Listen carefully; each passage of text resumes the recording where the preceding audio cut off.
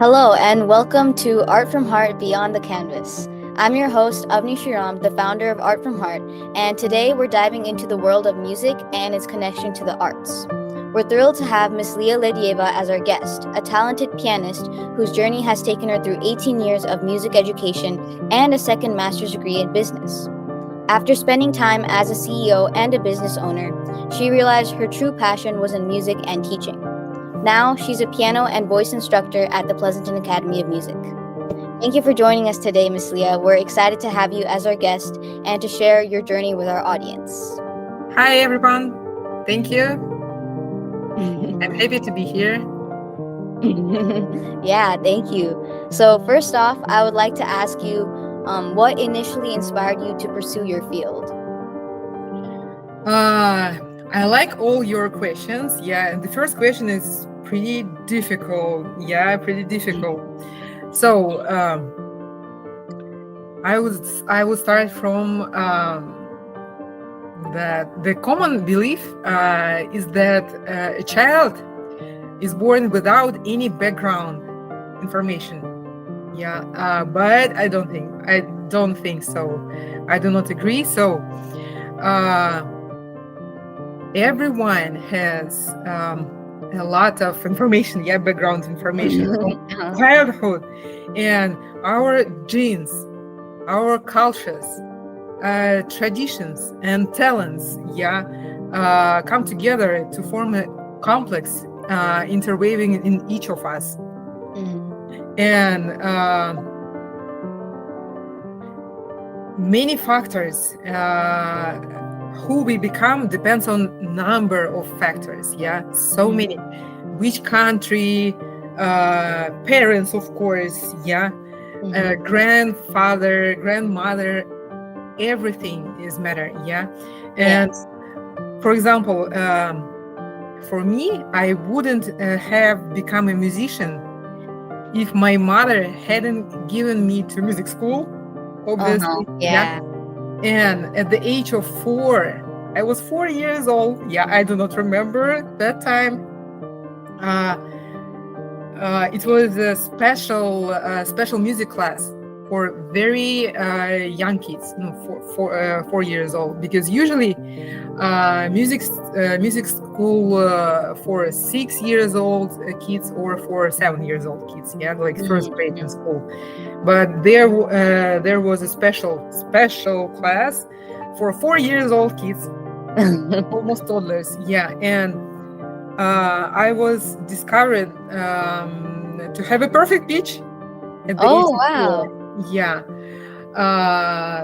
Perfect pitch or an absolute pitch. Maybe you know what does it mean. Perfect pitch is ability to identify any musical note by name after hearing it, without reference to other notes. And it's so specific music talent, and very rare talent. So it's like one person out of 10,000. And after that, my parents, they decided like it's a sign, so she will be a musician. Wow, and then next 18, almost 19 years, I studied music. It's a music school, 10 years, 3 years in college, music college. In Russia, it's like high school, and then conservatory, St. Petersburg Conservatory. It's like university, 5 years. But you know that I was, and I am now, a very stubborn person, ambitious and curious. And after 19 years in music, I decided like it's enough. I want to try something else. I want to try something else. And after conservatory, I got second master's degree. Absolutely different. Absolutely different. It's a Master of Business Administration. And for me, it was interesting, very interesting. And I can say that I was pretty successful in this field. It means that I was a top manager in the company, yeah, and I was a business founder. But I can say that I wasn't happy at that time. Yeah, I wasn't happy. I made the money, yeah, a lot of money, yeah, but I wasn't happy. Definitely. Now I can say it was interesting. A lot of work, of course. Yeah, everything is new. But I can say that I was very close to depression. Very close. Yeah. And one day I quit. I decided to quit. It was hard decision for me because I knew that to be a piano teacher, to be a musician in Russia, it's not about money like at all. Yeah. Average salary in music school in Russia, yeah, it's incredible, but it's true. Yeah, the average salary is $250 per month. Oh, wow. Yeah. It's terrible, actually. It's terrible. Yeah. But I did it because I like it. Yeah. I figured out that music is my profession. Yeah, and I want to teach, and I want to be in music. And I was a teacher in one of the best music school in Russia, Ravinsky School in St. Petersburg, and I had a lot of students. But then you know that the war, Russia and Ukrainian war began, and for us it was like last straw, and we decided to move to the US. And it was like the best decision maybe in my life. Yeah, and now I can say that you need to do that you love to do. Right. Yeah. It's like pretend that you don't need to earn money like at all, or pretend that you have a lot of money like for the rest of your life. And the question is, what would you do?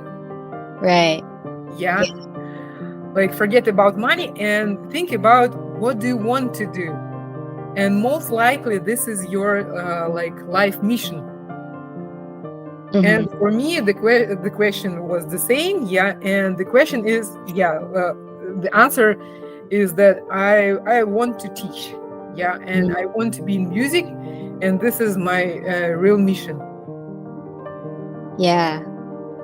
Yeah, that's amazing. And I think that's very insightful, because a lot of people, they, I guess they choose their profession based on like how much money they think they would be able to earn, but they might forget that there's actually something else that they really love to do. So I think that's really cool that you mentioned that, and that's amazing. Yeah. And another question I wanted to ask you is just generally, what strategies do you use to spark creativity when you're feeling stuck, or if you're just wanting to do something new, or you're just in a position that you're feeling a bit stuck? Yeah, sometimes it happens with all of us. Yeah. And for me, I think that excessive focus on the problem often prevents it from being solved. Yeah. Sometimes when you focus too much on the problem, it's not good way. Yeah. And for me, two ways are the best. The first way, take a rest. Uh-huh. and try to relax. Yeah, Right, because yeah. you know that our brain needs more time to process the information. Yeah, Mhm. and it's possible only when you're relaxed. Right, yeah. Sometimes, like, okay, I need to, like, take maybe 1 hour, maybe 2 hours, maybe a couple days. Yeah, Mhm. maybe a couple weeks sometimes. Yeah, Yeah, like, to take a rest. right. And after that, it's like new. Yeah, you can solve this problem pretty quick. Mm, Yeah, it's like the first way to take a rest and right. relax. The second way, look at the problem from the side. Look at the problem from the side. For my work, yeah, it's very good to, for example, to make a recording, Mhm. yeah, of my student or my recording, and you will see all the all the mistakes. Mhm. Uh, you will see everything is clear. Yeah. Mhm. Uh, Maybe, yeah, this one, the best way to solve the problem or to see new ways of creativity, yeah, in your work. Yeah. Yeah, no, I think that that makes a lot of sense because sometimes when even I'm feeling stuck about something, then I think just looking at it from a different perspective or Yes. taking a break and then looking at it, I think those two definitely would help me. So, yeah, that's really cool. Yeah. And then my third question is, can you share a humorous mistake that you encountered in your journey and what you learned from it? It's a funny question, yeah. And it's hard, hard to answer. And my first thought was, it's a bad idea to wear high heels at the performance. But I always, yeah, and I still doing it. The problem is, maybe you know that when you wear high heels, your wait a second. Yeah, your leg starts to shake badly Uh-huh. during performance. No, it's a joke, of course. Yeah. Yeah. About mistakes, everyone makes mistakes. Yeah, and it's absolutely normal. Sometimes, or actually, pretty often, we worry a lot about failure. Yeah, Yeah. but I can say, like, definitely. But after a short time, pretty short time, we just forget it. You know, sometimes we think like this is the end. Yeah. Yeah. But sometimes week ago or months ago or years ago, yeah, like, what was that? Why I was so worried about, like, that thing? Yeah, Yeah. it's like nothing. It was nothing.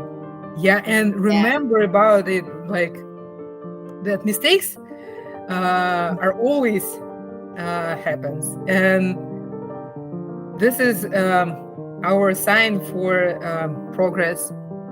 Yeah, and it's absolutely normal. And don't worry about mistakes, like, at all.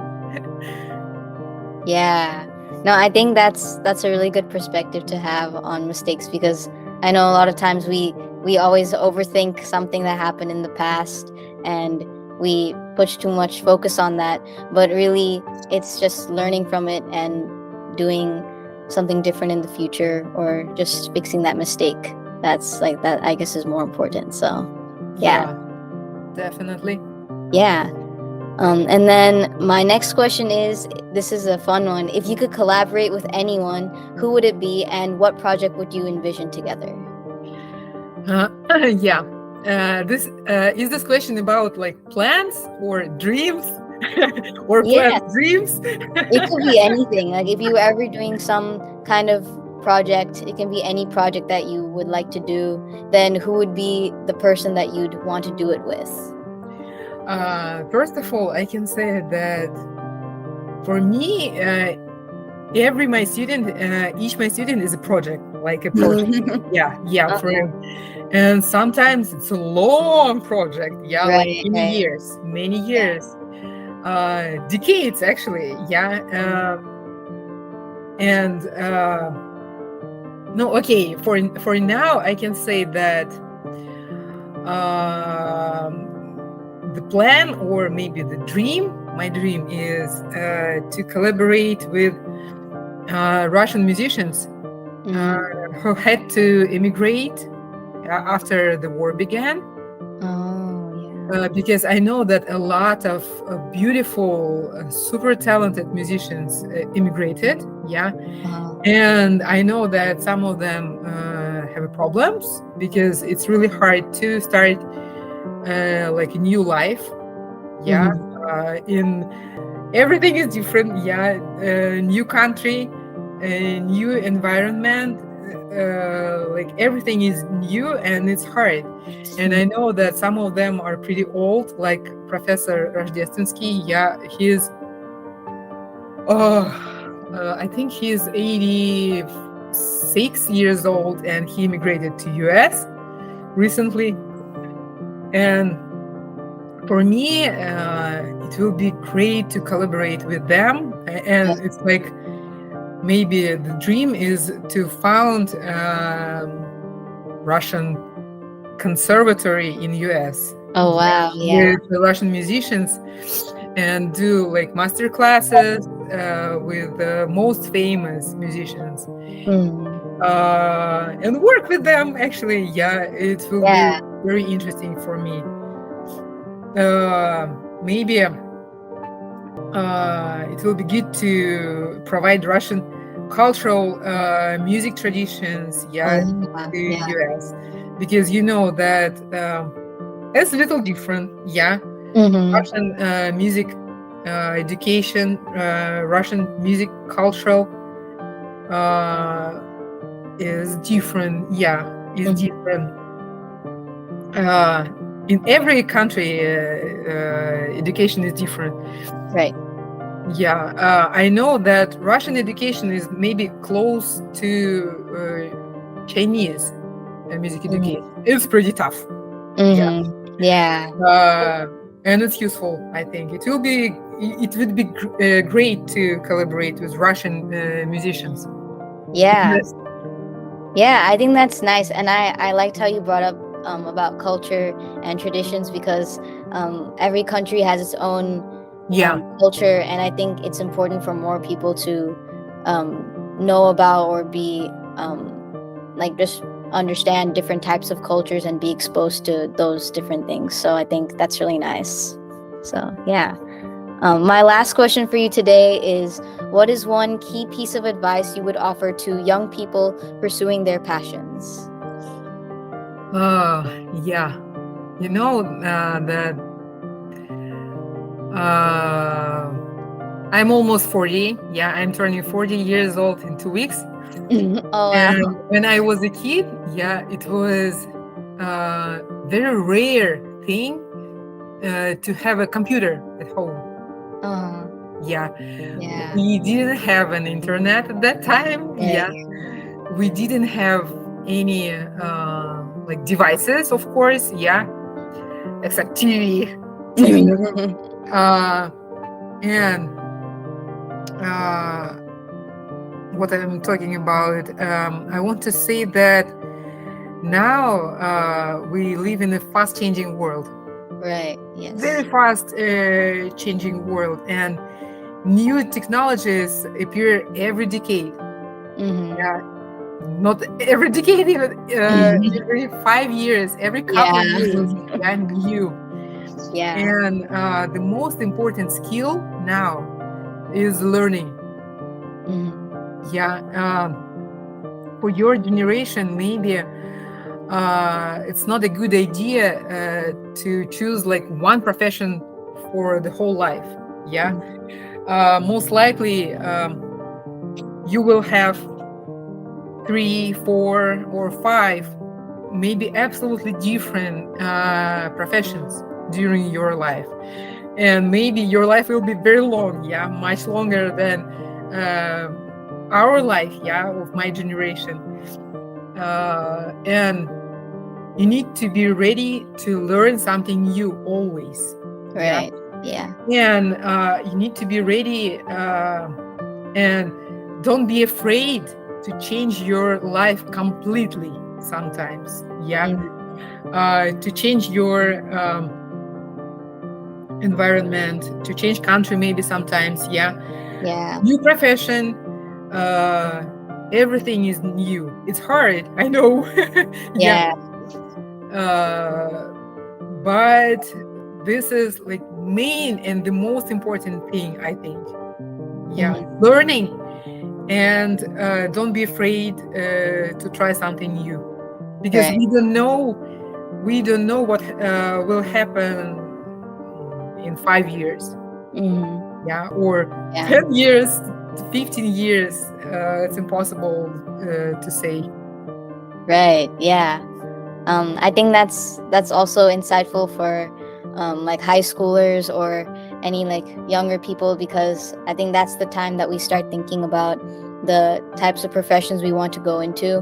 But I think it's important to have an open mind and understand that there's a lot of different things that we can do in life, and we should definitely like not be afraid to do something new or to try something new. So yeah, that was really awesome. Oh yeah, I remember in your age, it was a question always. For every young person, it's a question. Which profession should I choose? It's always. But it's just a try. Just a try. It's not big deal. Try. If not, you can try something new. Always. Right. Yes. Awesome. So thank you so much, Miss Liya, for sharing your incredible journey and insights with us today. And it's been a pleasure just hearing about your experiences and the passion that you bring to music education. And I'm sure our listeners have gained a lot of valuable inspiration from your story. And to everyone tuning in and listening, thank you for joining us on this episode of Art from Heart Beyond the Canvas. We hope you enjoyed this conversation as much as we did, and be sure to subscribe and stay connected for more exciting episodes exploring the intersection of art and creativity in all its forms. Until next time, stay creative. Thank you.